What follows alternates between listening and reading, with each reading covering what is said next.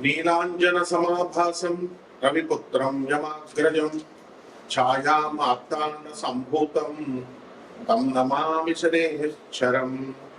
ఓం శ్రీ జగద్గురవే నమః. జగద్గురువైనటువంటి శనీశ్వర మహారాజుకి జై. మనకి శని జయంతి ఈరోజు. శని జయంతి అంటే ఎప్పుడు వస్తుందంటే వైశాఖ మాసం శుక్ల కృష్ణపక్షం అమావాస్య తిథి రోజున వస్తుంది. కాబట్టి ఈ రోజు శనివారం అవడం కూడా చాలా విశేషమైనటువంటి రోజు. శనివారంతో కూడినటువంటి శని జయంతి రావడం చాలా అదృష్టంగా భక్తులంతా కూడా భావించాలి. అయితే 30 సంవత్సరాలకి ఒక్కసారి ఈ శని జయంతి వస్తుంది. తన సొంత రాశి అయినటువంటి కుంభ రాశిలోకి మరి ఈ యొక్క శని ఉన్నప్పుడు ఈ యొక్క శని జయంతిని మనం జరుపుకుంటాం. కాబట్టి ఈ శని అంటే కర్మకి, ఆ తర్వాత ఈ యొక్క డిసిప్లిన్కి, క్రమశిక్షణకి మారుపేరు అన్నమాట. ఆయన్ని కర్మ ఫలదాత అంటాము. అలాగే కర్మ కారకుడు అంటాము. కర్మకి కారకుడు అయినా మళ్ళీ ధర్మానికి కూడా ప్రతీక అనమాట. అయితే ఎవరైతే ఈ యొక్క శని దశలు నడుస్తున్నప్పుడు అర్ధాష్టమ శని, అష్టమ శని, అలాగే ఏలినాటి శని, సాడే సప్తంటం ఇలాంటివన్నీ నడుస్తున్నప్పుడు ఎవరైతే అన్యాయంగా అధర్మంగా వీళ్ళు ప్రవర్తిస్తారో అటువంటి వాళ్ళని శనీశ్వరుడు శిక్షిస్తాడు. ఎందువల్లంటే ఆయన ధర్మమూర్తి. కాబట్టి మనకి ఈ శనీశ్వరుడు ఏం చేస్తాడంటే మనకి ఈ ఏలినాటి శని సమయాలలో చాలా కష్టాలను ఇస్తాడండి. ఈ అర్ధాష్టమ అష్టమ శని సమయాల్లో అనుకుంటాం. నిజమే, కష్టాలతో పాటు సక్సెస్ కూడా ఇస్తాడు అనేటటువంటి విషయాన్ని భక్తులు మర్చిపోతారు. అంటే ఇతర మనకి మిగతా 8 గ్రహాలు కూడా మనకి ఏం చేస్తాయంటే సుఖాలను ఇస్తాయి, అలాగే ఫలితాలను ఇస్తాయి, చాలా స్పీడ్గా ఇస్తాయి. కానీ శనీశ్వరుడు మాత్రము చాలా స్లోగా, మందుడు అంటాం ఆయన్ని, స్లోగా నడుస్తాడు. ప్రతి ఒక్క గ్రహము కూడా ఒక సంవత్సరం లోపల లేకపోతే సంవత్సరంలో గిర్రమని తిరిగేసి ఒక రాశిలో ఉంటారు. తర్వాత తొందరగా ముగించుకొని వేరే రాష్ట్రానికి వెళ్ళిపోతారు. కానీ శనీశ్వరుడు మాత్రం 2.5 సంవత్సరాల పాటు ఒక్కొక్క రాశిలో ఉంటూ వస్తాడు. కాబట్టి అతని యొక్క సహజ నైజం ఏమిటంటే ఆలస్యంగా ఇచ్చినప్పటికీ కూడా అద్భుతమైనటువంటి ఫలితాలను ఇస్తాడు. రాజయోగ కారకుడు ఆయన. శని యొక్క అనుగ్రహం లేదే ఏ జీవికి కూడా ఆయుర్దాయం అనేటటువంటిది పరిపూర్ణంగా ఉండదు. అంటే లాంగిటివిటీ ఆఫ్ లైఫ్ ని ఇచ్చేటటువంటి ప్లానెట్ శని మహారాజు అనమాట. అలాగే ఇతర ప్లానెట్స్ అన్నింటినీ కూడా మనం ఏమని చెప్పుకుంటామంటే మనకి ఈ యొక్క క్రమశిక్షణ ఇవన్నీ కూడా ఉన్న క్రమశిక్షణ నేర్పించిన శని మాత్రము మనము దేవుడు, శని దేవుడు అంటాం. మిగతా ప్లానెట్స్ మామూలుగా గ్రహాలు అని అంటాం. కుజగ్రహము, బుధ గ్రహము ఏమి అంటాం. కానీ శని మాత్రం దేవుడు. ఈ యొక్క శని తన మాతృభక్తి చాలా ఎక్కువ. ఛాయాదేవ తన తల్లి అయినటువంటి ఛాయాదేవ పట్ల. ఆ విధంగా ఎవరికైతే శని బ్రహ్మాండంగా ఉంటుందో, ఉచ్చ స్థితిగతుల్లో ఉంటాడో శని, మరి తులారాశి, వృషభ రాశి లాంటి స్థానాల్లో, మకరం, కుంభం లాంటి స్వక్షేత్రాలను ఇలా ఉన్నప్పుడు ఆ యొక్క జీవికి తను మాతృభక్తిని కలిగిస్తాడు. అంటే తల్లి వల్ల లాభాలను కలిగిస్తాడు. తల్లి వల్ల ఈ అబ్బాయి, ఈ జాతకుడు వృద్ధి చెందేలాగా తల్లి సలహాలను పట్టుకొని ఉంటాడనమాట. అంటే ఎవరైతే తల్లిని అవమానిస్తారో అటువంటి వాళ్ళని శని నిర్దాక్షిణ్యంగా, నిర్దయగా శిక్షిస్తాడు.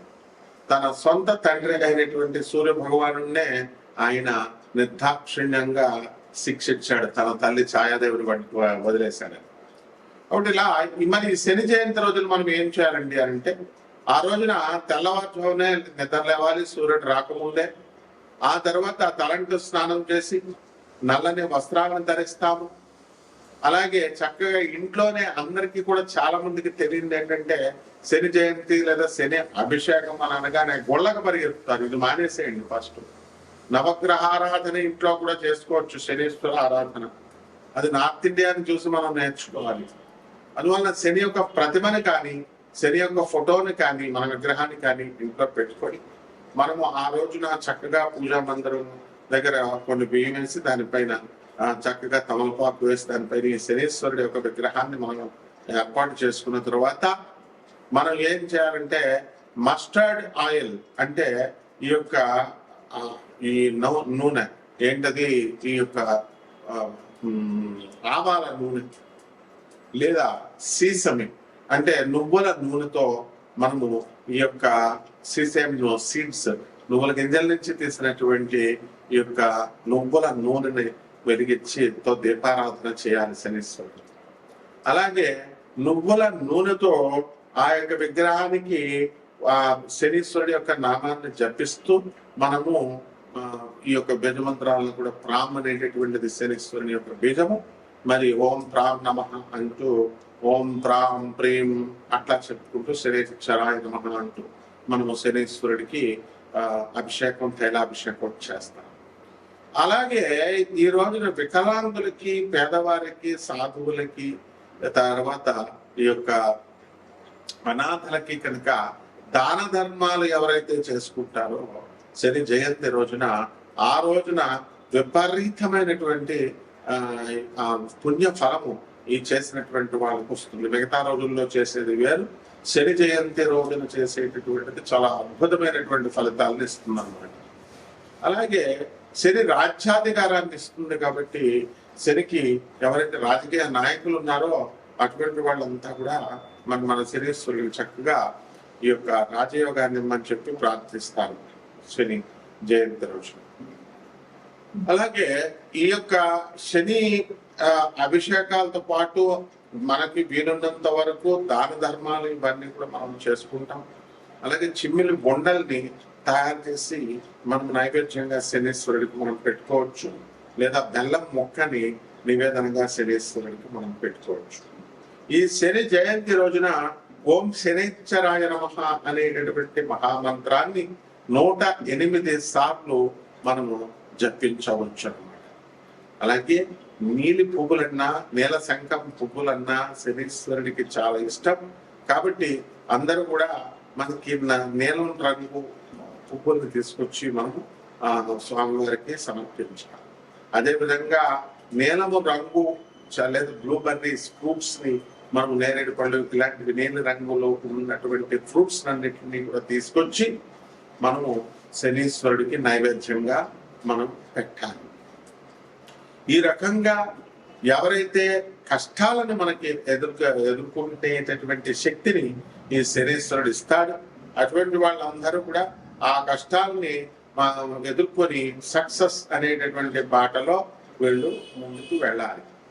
అలా కాకుండా మామూలు ప్లానెట్స్, మామూలు గ్రహాలు ఇచ్చినట్టుగా మనకి సుఖాలు సునాయాసంగా కష్టం లేకుండా వచ్చింది అనుకోండి, దాని విలువ మనకి తెలియదు. కాబట్టి శనీశ్వరుడు ఏం చేస్తాడంటే మనకు చాలా కష్టాలను కలిగిస్తాడు. సరే ఈ యొక్క ఎయిర్లైన్స్ సమయంలో యాక్సిడెంట్లు ఇలాంటివన్నీ కూడా జరుగుతాయి.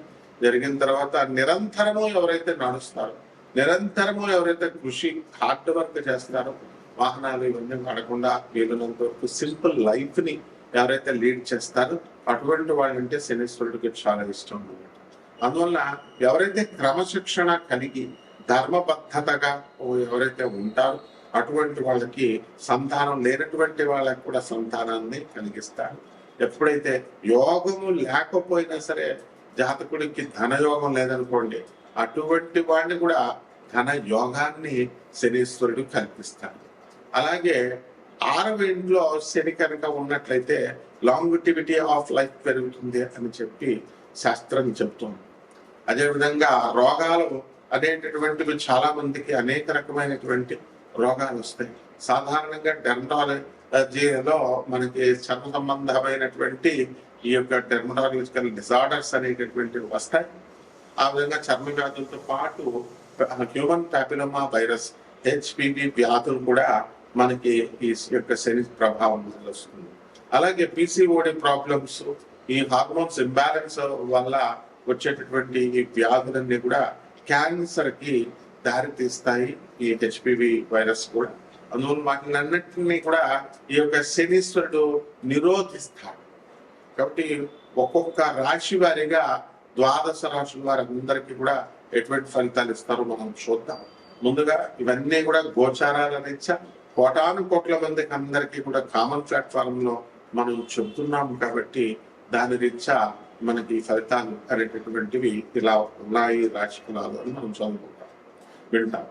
అయితే ఈ యొక్క వ్యక్తిగత జాతకం అనేటటువంటిది ఒక్కొక్కళ్ళకి ఒక్కొక్కలాగా ఉంటుంది.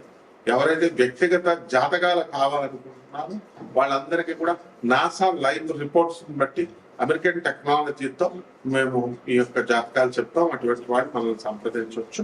ఒక్కొక్క రాశి వారికి కూడా ఈ శని జయంతి ముందు ఎలా ఉంటుంది, ఆ శని జయంతి తర్వాత ఈ యొక్క విశేషమైనటువంటి రెమెడీస్ చేసుకున్న తర్వాత ఒక్కొక్క రాశి వారికి ఎలా ఉంటుందో మనం చూద్దాం. కన్యా రాశి, ఈ కన్యా రాశి వారికి అందరికీ కూడా శని జయంతి సందర్భంగా చాలా ప్రశస్తమైనటువంటి శని మనకి సప్తమ స్థితిగతుడై ఉన్నాడు. దానివల్ల మనకి కళత్రాలతో అంటే భార్య భర్తల మధ్య కొట్లాట్లు ఉండడం, అలాగే పిల్లలు ద్వేషభావం రావడము, మీ పట్ల ఒక రకమైనటువంటి అవర్షన్ భావము రావడం, ఇలాంటివన్నీ కూడా జరుగుతాయి. అయితే ఈ యొక్క కన్యా రాశి వారికి అందరికీ కూడా భాగ్యంలో రవి బుధులు ఇద్దరు ఉండడం, దాని ద్వారా ప్రభుత్వం నుంచి కొన్ని లాభాలు, కొన్ని సబ్సిడీలు వీళ్ళకి కలగడం అన్నీ కూడా జరుగుతాయి. అయితే మళ్ళీ అదే ప్రభుత్వం నుంచి కొన్ని కష్టాలు కూడా, స్త్రీల వలన కూడా కష్టాలు కూడా అనుభవించడానికి అవకాశాలు ఎక్కువ. ఎవరైతే స్త్రీ బాసులు ఉన్నారో మీకు, అటువంటి వాళ్ళందరూ కూడా ఈ యొక్క కన్యా రాశికి చెందినటువంటి వాళ్ళందరూ కూడా కాస్త వాళ్ళతో ఇబ్బంది పడటం అనేటటువంటి జరుగుతుంది. ఈ లేడీ బాసుల వల్ల ఉద్యోగాలు ప్రమాదము, ఆ తర్వాత భయపడటం. అయితే రాజ్యంలో ఉన్నటువంటి గురు శుక్ర గ్రహాల వలన వీళ్ళకి అదృష్టమైనటువంటి కలిసి వచ్చాయి. జ్ఞానంతో పాటు చక్కగా విలాసవంతమైనటువంటి జీవితాలను కూడా వీళ్ళు గడపడానికి ఎక్కువగా ఇష్టపడుతూ ఉంటారు. అయితే కన్యా రాశిలో ముఖ్యంగా భార్యాభర్తల మధ్య కొట్లాటలు చాలా అధికంగా మనకు కనబడుతున్నాయి. కానీ వీళ్ళందరూ ఏం చేస్తారంటే కేసులు వేసుకోకుండా కోర్టులో అవుట్ ఆఫ్ కోర్ట్ సెటిల్మెంట్కి లేదా మొగ్గు చూపడము, లేదా వాళ్ళే పెద్ద మనుషుల ద్వారా వచ్చినటువంటి మీటింగ్ లో కూర్చొని సెటిల్ చేసుకోవడం అనేటటువంటిది జరుగుతుంది. ఇక కొత్త కొత్త వ్యాపారాలు ప్రారంభిస్తారు. పరిహారాలు ఏం చేసుకోవాలంటే, ఈ కన్యా రాశి వారికి గురుబలం సరిగ్గా లేదు కాబట్టి గురు జపం చేసుకోండి, గురు స్తోత్రాలు చదవండి. గురువుకి కిలోంపావు శనగల్ని పసుపు రంగు వస్త్రాన్ని ఇచ్చి పేద బ్రాహ్మణులకి గురువారం నాడు ఉదయం కరెక్ట్ గా తెల్లవారుజామున 3 గంటలకు దానం చేసుకోండి. అలాగే దశ మహావిద్యంలో ఒకటైనటువంటి ఈ యొక్క మహంకాళి అమ్మవారి యొక్క హోమాన్ని కానీ, అమ్మవారి యొక్క మంత్ర జపాన్ని కానీ చేసుకోవడం ద్వారా బ్రహ్మాండంగా ఉంటుంది. అలాగే రావి చెట్టుకు నీళ్లు పోసి దేవతా వృక్షంలో పెంచాలి. అందుకని రావి చెట్టు పెరిగింది, ఆకులు పడిపోతున్నాయని చెట్టుని వెళ్తే మీ చేతులు కాళ్ళు మీ చుట్టాలవి వాళ్ళవే పడగొట్టేస్తాడు అన్నమాట శరీశ్వరుడు. కాబట్టి ఈ రకంగా చక్కగా చేసుకోండి, బ్రహ్మాండంగా ఉంటుంది. శుభమస్తు.